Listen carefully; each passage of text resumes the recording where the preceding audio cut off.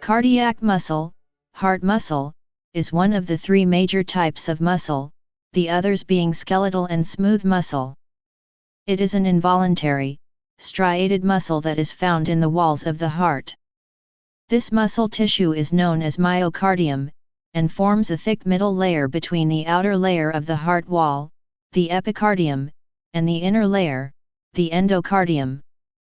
Myocardium is composed of individual heart muscle cells, cardiomyocytes, joined together by intercalated discs, encased by collagen fibers and other substances forming the extracellular matrix. Cardiac muscle contracts in a similar manner to skeletal muscle, albeit with some important differences. An electrical stimulation in the form of an action potential triggers the release of calcium from the cell's internal calcium store, the sarcoplasmic reticulum. The rise in calcium causes the cell's myofilaments to slide past each other in a process called excitation-contraction coupling. Diseases of heart muscle are of major importance. These include conditions caused by a restricted blood supply to the muscle including angina pectoris and myocardial infarction, and other heart muscle disease known as cardiomyopathies. Structure. Gross anatomy. Cardiac muscle tissue or myocardium forms the bulk of the heart. The heart wall is a three-layered structure with a thick layer of myocardium sandwiched between the inner endocardium and the outer epicardium, also known as the visceral pericardium. The inner endocardium lines the cardiac chambers, covers the cardiac valves, and joins with the endothelium that lines the blood vessels that connect to the heart. On the outer aspect of the myocardium is the epicardium, which forms part of the pericardium, the sac that surrounds, protects, and lubricates the heart. Within the myocardium there are several sheets of cardiac muscle cells or cardiomyocytes.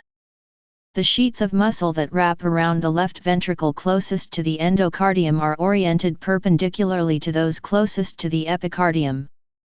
When these sheets contract in a coordinated manner, they allow the ventricle to squeeze in several directions simultaneously longitudinally, becoming shorter from apex to base, radially, becoming narrower from side to side, and with a twisting motion, similar to wringing out a damp cloth, to squeeze out the maximum amount of blood with each heartbeat.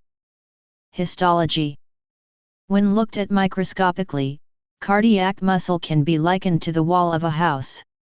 Most of the wall is taken up by bricks, which in cardiac muscle are individual cardiac muscle cells or cardiomyocytes. The mortar which surrounds the bricks is known as the extracellular matrix, produced by supporting cells known as fibroblasts. In the same way that the walls of a house contain electrical wires and plumbing, cardiac muscle also contains specialized cells for conducting electrical signals rapidly, the cardiac conduction system, and blood vessels to bring nutrients to the muscle cells and take away waste products, the coronary arteries, veins and capillary network. Cardiac muscle cells. Cardiac muscle cells or cardiomyocytes are the contracting cells which allow the heart to pump.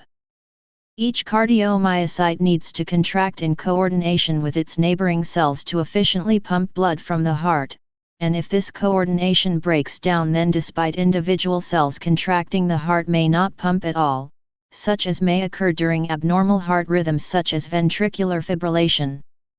Viewed through a microscope, cardiac muscle cells are roughly rectangular, measuring 150 μm by 340 μm.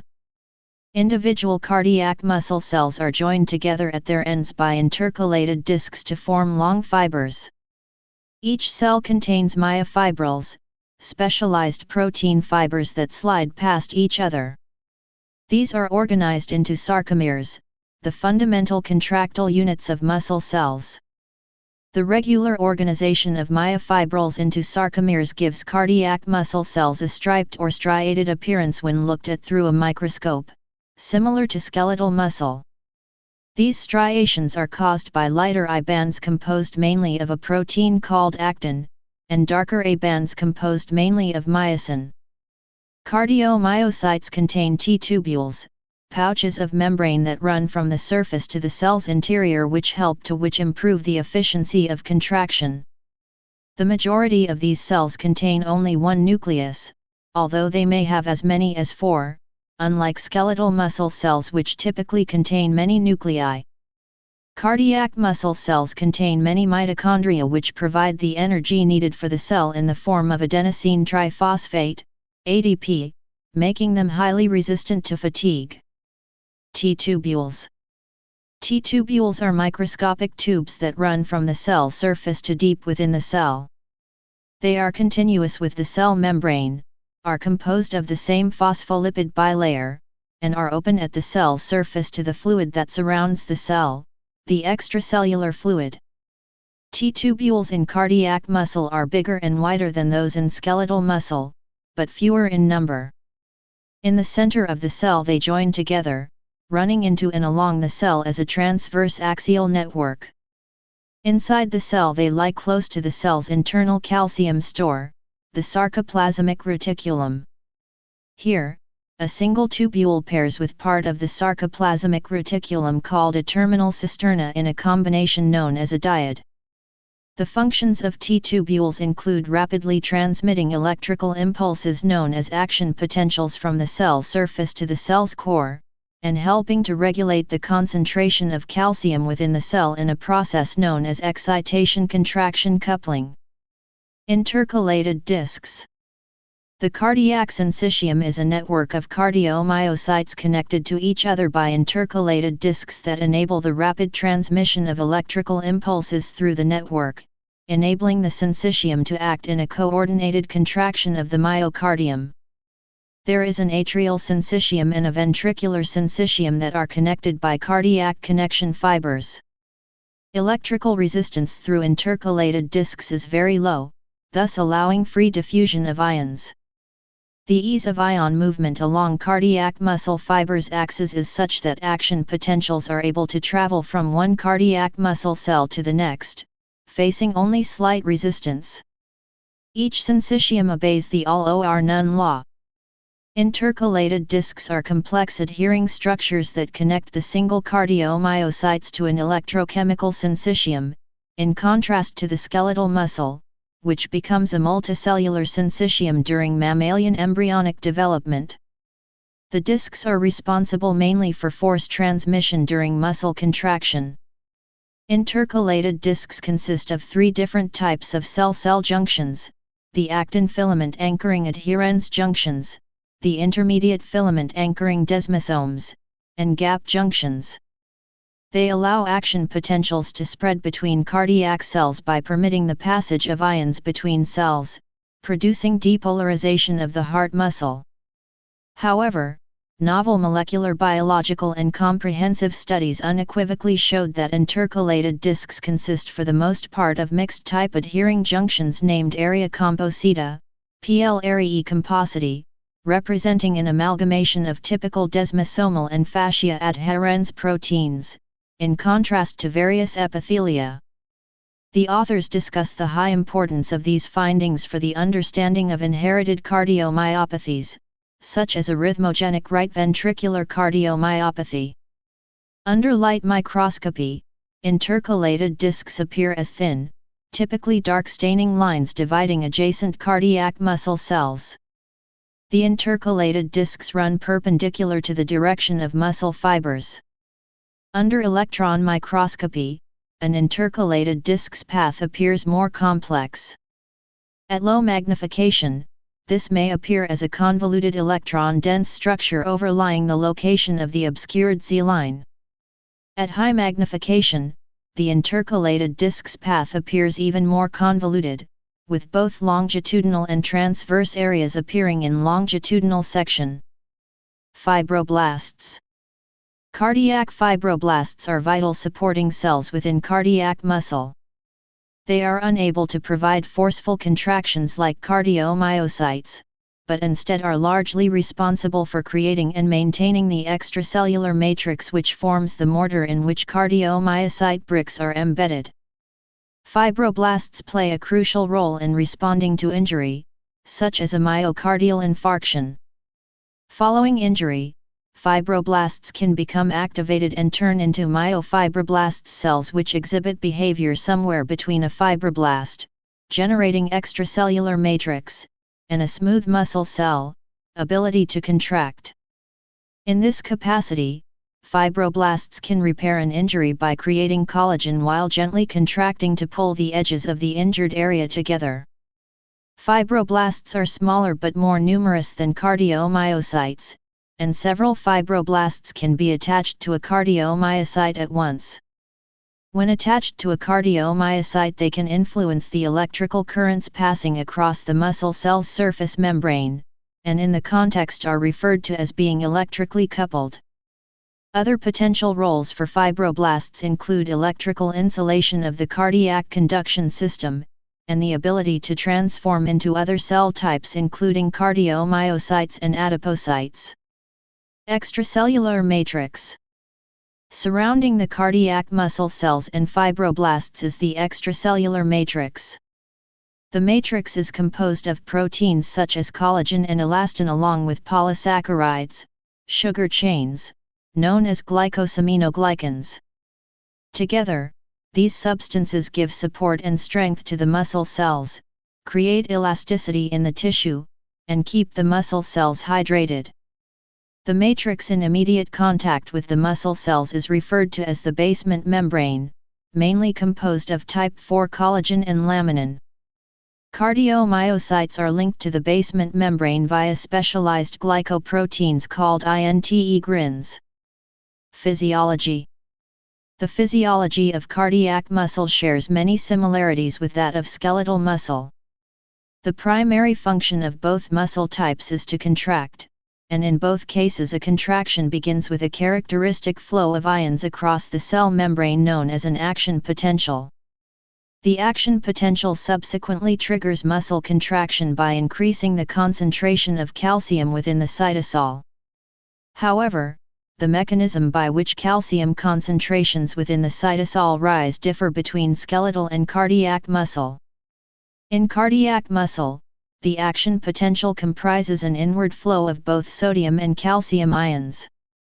The flow of sodium ions is rapid but very short-lived, while the flow of calcium is sustained and gives the plateau phase characteristic of cardiac muscle action potentials.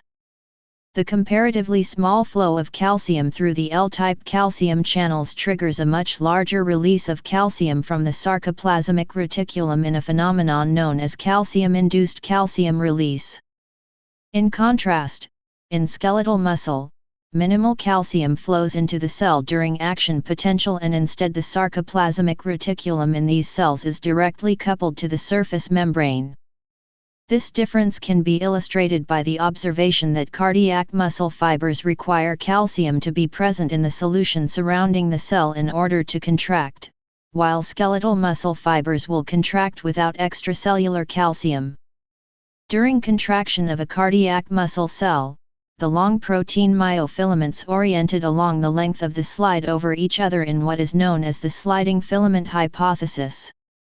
There are two kinds of myofilaments: thick filaments composed of the protein myosin, and thin filaments composed of the proteins actin, troponin, and tropomyosin. As the thick and thin filaments slide past each other, the cell becomes shorter and fatter. In a mechanism known as cross-bridge cycling, calcium ions bind to the protein troponin, which along with tropomyosin then uncover key binding sites on actin. Myosin, in the thick filament, can then bind to actin, pulling the thick filaments along the thin filaments.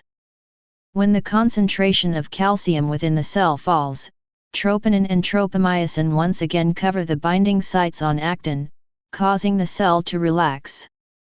Regeneration. Until recently, it was commonly believed that cardiac muscle cells could not be regenerated. However, a study reported in the April 3, 2009 issue of Science contradicts that belief. Olof Bergman and his colleagues at the Karolinska Institute in Stockholm tested samples of heart muscle from people born before 1955 who had very little cardiac muscle around their heart, many showing with disabilities from this abnormality. By using DNA samples from many hearts, the the researchers estimated that a 4-year-old renews about 20% of heart muscle cells per year, and about 69% of the heart muscle cells of a 50-year-old were generated after he or she was born. One way that cardiomyocyte regeneration occurs is through the division of pre-existing cardiomyocytes during the normal aging process. The division process of pre-existing cardiomyocytes has also been shown to increase in areas adjacent to sites of myocardial injury. In addition, certain growth factors promote the self-renewal of endogenous cardiomyocytes and cardiac stem cells. For example, insulin-like growth factor 1, hepatocyte growth factor, and high mobility group protein B1 increase cardiac stem cell migration to the affected area, as well as the proliferation and survival of these cells. Some members of the fibroblast growth factor family also induce cell cycle reentry of small cardiomyocytes. Vascular endothelial growth factor also plays an important role in the recruitment of native cardiac cells to an infarct site in addition to its angiogenic effect. Based on the natural role of stem cells in cardiomyocyte regeneration, researchers and clinicians are increasingly interested in using these cells to induce regeneration of damaged tissue. Various stem cell lineages have been shown to be able to differentiate into cardiomyocytes, including bone marrow stem cells. For example, in one study, researchers transplanted bone marrow cells, which included a population of stem cells, adjacent to an infarct site in a mouse model. 9 days after surgery, the researchers found a new band of regenerating myocardium. However, this regeneration was not observed when the injected population of cells was devoid of stem cells, which strongly suggests that it was the stem cell population that contributed to the myocardium regeneration. Other clinical trials have shown that autologous bone marrow cell transplants delivered via the infarct-related artery decreases the infarct area compared to patients not given the cell therapy. Differences between atria and ventricles. Cardiac muscle forms both the atria and the ventricles of the heart. Although this muscle tissue is very similar between cardiac chambers, some differences exist. The myocardium found in the ventricles is thick to allow forceful contractions, while the myocardium in the atria is much thinner. The individual myocytes that make up the myocardium also differ between cardiac chambers. Ventricular cardiomyocytes are longer and wider, with a denser T-tubule network. Although the fundamental mechanisms of calcium handling are similar between ventricular and atrial cardiomyocytes, the calcium transient is smaller and decays more rapidly in atrial myocytes, with a corresponding increase in calcium buffering capacity. The complement of ion channels differs between chambers, leading to longer action potential durations and effective refractory periods in the ventricles. Certain ion currents such as IC, UR, are highly specific to atrial cardiomyocytes, making them a potential target for treatments for atrial fibrillation. Clinical significance. Diseases affecting cardiac muscle are of immense clinical significance, and are the leading cause of death in developed nations. The most common condition affecting cardiac muscle is ischemic heart disease, in which the blood supply to the heart is reduced. In ischemic heart disease, the coronary arteries become narrowed by atherosclerosis. If these narrowings gradually become severe enough to partially restrict blood flow, the syndrome of angina pectoris may occur. This typically causes chest pain during exertion that is relieved by rest.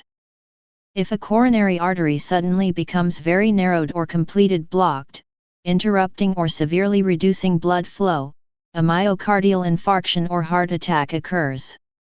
If the occlusion is not relieved promptly by medication, percutaneous coronary intervention, or surgery, then a region of heart muscle may become permanently scarred and damaged. Heart muscle may become damaged despite a normal blood supply.